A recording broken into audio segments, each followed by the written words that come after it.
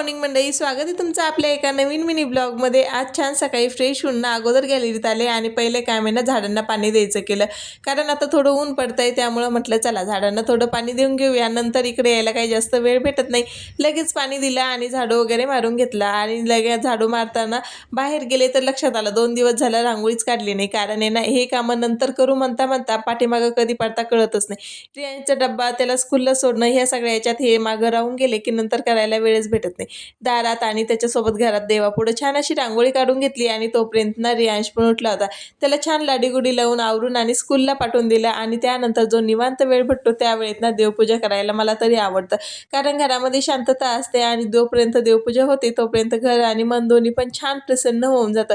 देवपूजा वगैरे केली। आज इव्हनिंगच्या वेळेला शॉपिंग घरी आले होते, कारण चहाची खूप जास्त क्रेविंग होत होती। सगळ्यांसाठी छान चहा बनवला आणि चहा घेऊन लगेच मी शॉपवर जाण्यासाठी वापस निघाले होते, कारण ना इकडे आज एक कस्टमर ब्लाऊज घ्यायला येत होता आणि त्यांच्या दोन्ही पण ब्लाऊजला बटणं लावायची बाकी होते। आल्या आल्या पटकन ते काम करायला घेतलं। चला आजचा व्हिडिओ आपण इथे सेंड करूया, भेटूया नेक्स्ट व्हिडिओमध्ये, तोपर्यंत फॉलो करायला विसरू नका। बाय।